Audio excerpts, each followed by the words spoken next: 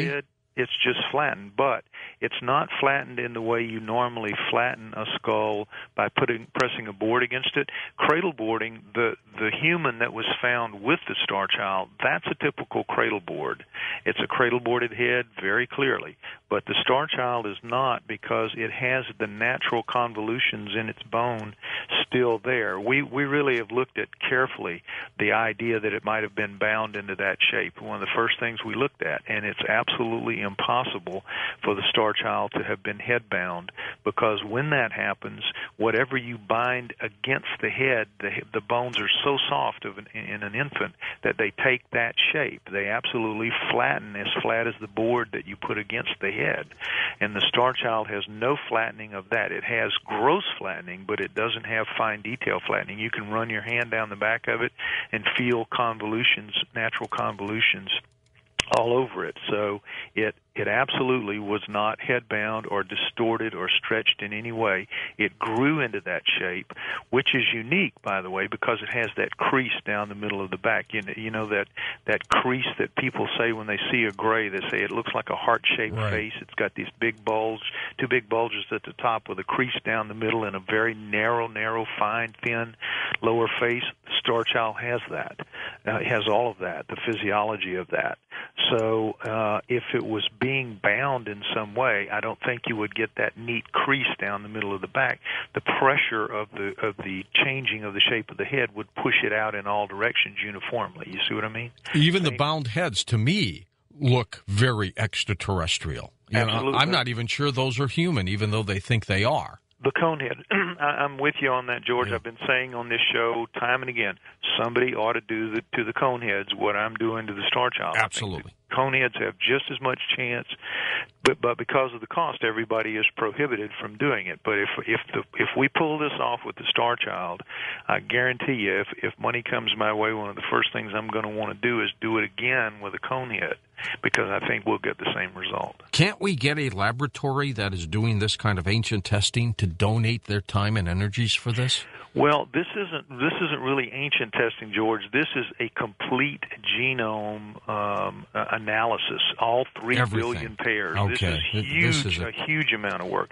For it to be down to 200,000. Right now, for the past 2 years, they've been doing the Neanderthal. They've been sequencing the Neanderthal using the technology that they had then, and they told me it's cost several $1 million. They may find out some incredible things about the Neanderthal man.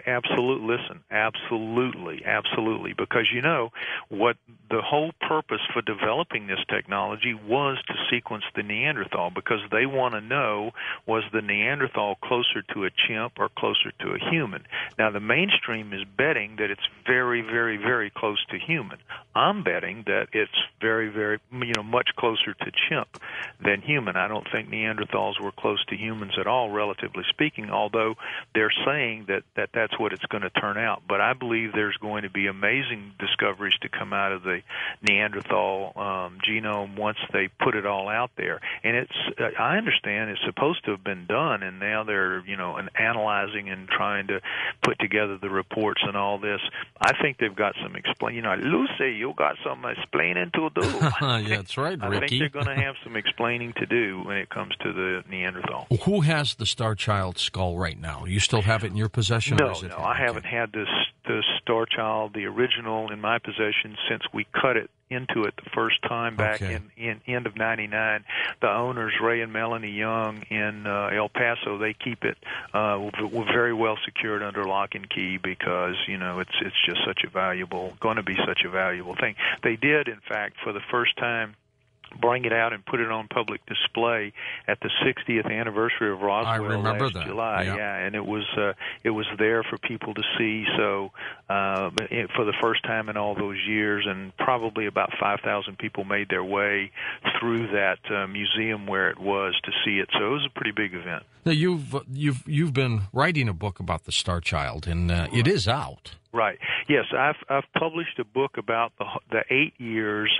The up to 8 years, and that book is called The Starchild Skull, and we've got about 200 copies left of the hardback right now, still available that people can get. And I would urge everybody that's listening to get it, and I'm not trying to sell books, I'm not, but what is important is for people to get themselves fully aware that this is going on, this is going to happen. And I don't know any other way to do it except to get the book. If you can't get a copy of the hardback, get one from Amazon. Get a paperback from Amazon. They cost about $12, $13. It's very cheap. And get it and read it and make yourself aware of it so you can talk to your friends about it. Make people aware that this is happening, and all of those people that put you down and say, oh, you're stupid, you don't know what you're talking about, aliens aren't real, forget it. You're going to win. You are going to win, and this is the thing that's going to allow you to win. But make yourself aware and understand so that you can present the case to them. The pictures are there. It's written in a very simple, basic way, and it's absolutely worth your time and effort to know about this, to educate yourself about this. Now, as far as the book itself goes, for those who want to get it, you go to www.belllapbooks.com, BELLLAP books.com, 3 L's there, and you can get the hardback. Now, that is going to be a collector's edition. I urge you to get it if you can. It's not that expensive at $30, and the shipping is free. But if you can't do that or don't want to do that, try to get a copy of the paperback. Share it with friends. I mean, get the information out. Make everybody aware of it. This is an exciting thing in our field. This is a huge breakthrough. It's what everybody's been waiting for, and when we should celebrate it every way we can. Will the documentary happen whether the genome DNA testing is done or not? Right. The documentary is going to film through to the end, and we will have what's called the eureka moment, where the result comes in and we'll know what it is.